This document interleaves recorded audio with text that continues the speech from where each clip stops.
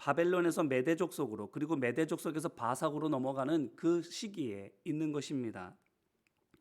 페르시아가 시작도 하기도 전에 흥망성 그리고 멸망을 내다본 것입니다. 이 말인즉슨 지금 다니엘이 봉사하고 있는 바사왕 고레스 때를 기점으로 생각해 보면 멸망은 상상도 안 될 때였습니다. 다니엘이 페르시아의 그 운명을 환상으로 본 때는 바사 제국이 가장 극성했던 시기, 그렇기 때문에 앞으로 어디까지 더 뻗어나갈지 모르는, 그래서 화창한 미래를 꿈꿀 수 있는 바로 그때였던 것입니다. 그렇다면 제 아무리 왕의 신임이 두터운 다니엘이라 할지라도 그가 본 환상의 내용을 왕에게 있는 그대로 말하기가 어려웠을 것입니다. 자칫 왕의 심기를 불편하게 만들 수 있으니까. 뿐만 아니라 그를 시기하는 사람들에 의해서 마치 나라가 망하기를 원하는 것처럼, 대역죄인 것처럼 매도될 수도 있기 때문에. 그래서일까요? 11장에서는 다니엘이 왕에게 이 사실을 전했다라는 기록이 없습니다. 더 나아가 12장에서는 하나님의 사자가 대놓고 말을 합니다. 이 말을 간수하고 이 글을 봉함하라, 이렇게 명령하지요. 전해선 안 될 내용이라는 것입니다. 이를 통해 볼 때에 11장과 12장에 있는 인류의 긴 역사 이야기는 다니엘이 오랫동안 혼자 마음에 담아두고 있었던 것입니다. 그러다 다니엘서를 남겨야 했을 때, 유다 백성이 나라를 회복하고 하나님의 말씀에 따라서 재건하고 삶을 이어가려고 했을 때에 조심스럽게 풀어놓았을 것이라 우리는 생각해 볼 수 있습니다. 왜 그랬겠습니까? 다니엘이 살아있을 때 아직도 페르시아가 건재했는데, 유다가 아무리 자치권을 가진 독립국가와 비슷한 형태가 되었다 할지라도 페르시아의 통치를 벗어난 것이 전혀 아니기 때문에 행여나 이것이 페르시아에 알려지면 그의 목숨이 위태롭게 될 수도 있음에도 불구하고 페르시아의 멸망에 관한 환상을 왜 이렇게 빼도 박도 못할 증거가 될 만한 다니엘서, 곧 경전 속에 남겨놓은 것입니까? 그것은 자기의 목숨을 지키는 것보다 하나님의 종된 유다 백성이 알아야 할 것이 더 중요하다고 믿었기 때문입니다. 명예나 목숨보다 더 소중한 것이 있었던 것입니다. 누구에게요? 다니엘에게. 그게 뭘까요? 그게 도대체 무엇이길래 다니엘이 이렇게 하는 것입니까? 그것은 바로 이 세상 역사가 가진 자, 곧 힘이나 지식이나 능력이 있는 사람에 의하여 움직여지는 것처럼 보일지라도 실은 하나님께서 이끌어가고 계심을 알려주는 것입니다. 이것을 알려주는 것이 내 명예를 지키고 내 목숨을 지키는 것보다 더 중요하다고 다니엘이 믿는 겁니다. 하나님께서 인생의 주인이시지만 그것만이 아니신 거예요. 역사의 주인이시기도 한 것입니다. 사람도 하나님의 통치 아래 있지만 나라도, 여러 나라에 일어서고 성장하고 약해지고 멸망하는 그 모든 역사도 다 하나님의 주권 아래에 있는 것입니다. 보세요. 지금 세상의 최강대국인 페르시아도 세상의 주인이 아닙니다.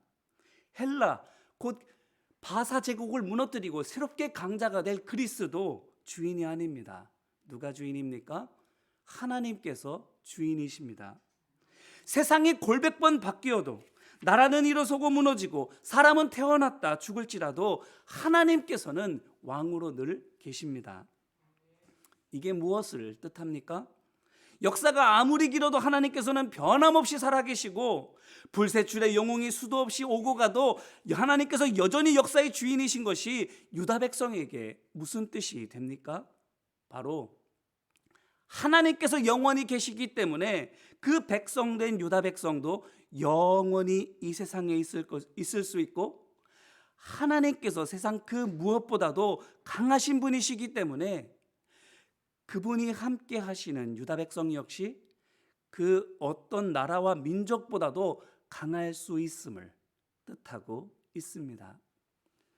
그러므로 다니엘에게 하나님께서 길고 긴 역사와 그 주인이 하나님이신 것을 환상으로 보여주신 뜻은 너무나도 명명백백합니다. 알려주라는 겁니다. 누구에게요? 하나님의 백성들에게. 무엇을? 너희 하나님 여호와께서 영원히 왕의 왕으로 너희와 함께 계시기 때문에 너희는 아무것도 두려워하거나 염려하지 말라라는 것을, 너희가 혼자가 아니다라는 것을.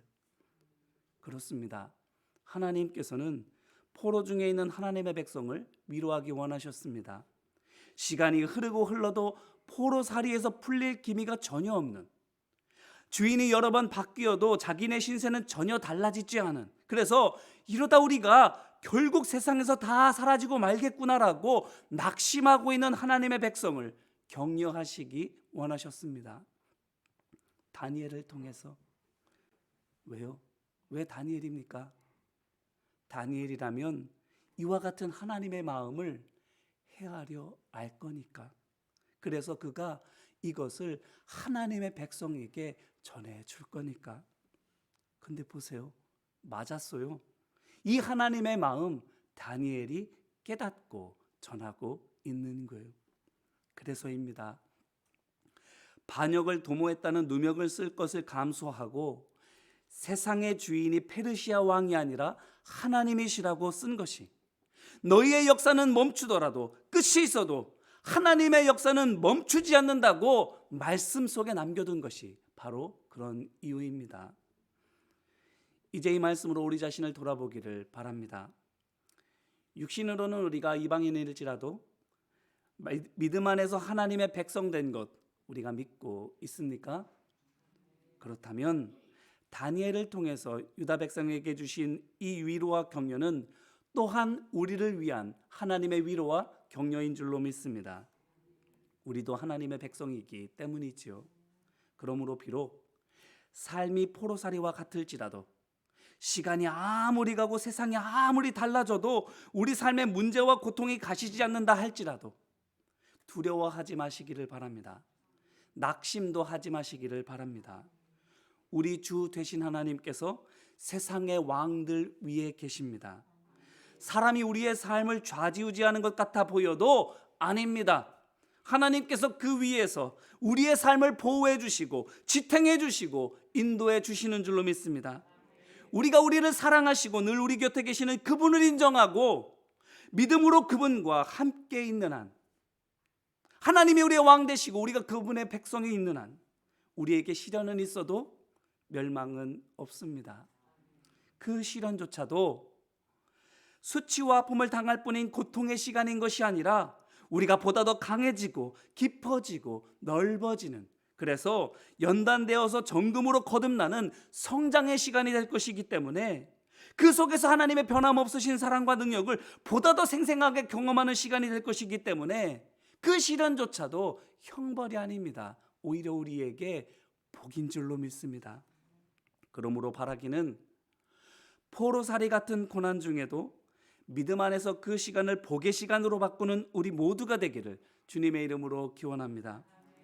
비록 여전히 코로나에 볼모로 잡혀 있는 것 같고 우리 자신이 아닌 힘 있는 사람과 나라가, 우리의 삶과 세계의 역사가 거기에 붙들려 있는 것처럼 보인다 할지라도 우리 인생과 온 세상 만물의 주권자가 바로 우리 아버지 하나님이심을 기억하고 믿음 안에서 담대하시기를 소망하고 축복합니다.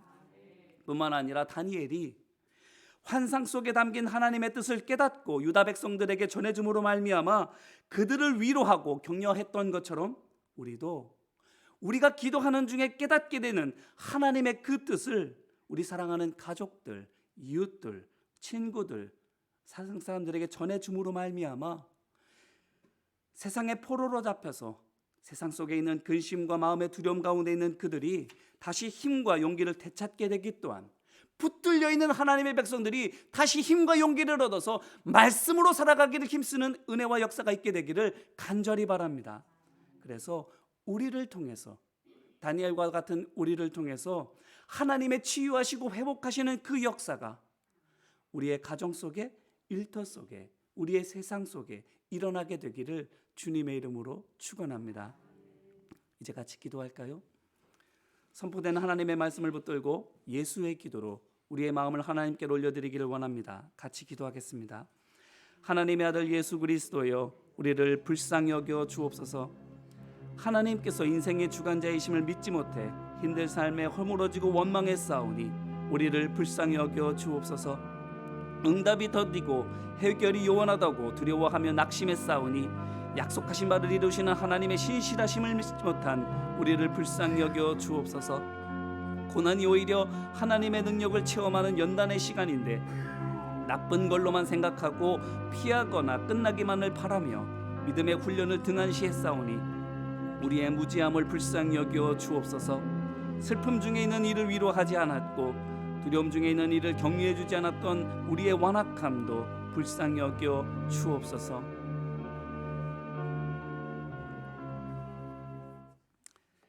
인생의 주시오 역사의 주관자 되신 하나님 아버지, 이 시간 다니엘을 통해서 하나님께서 영원히 왕으로 세상을 다스리심을 깨닫게 하여 주시니 감사합니다.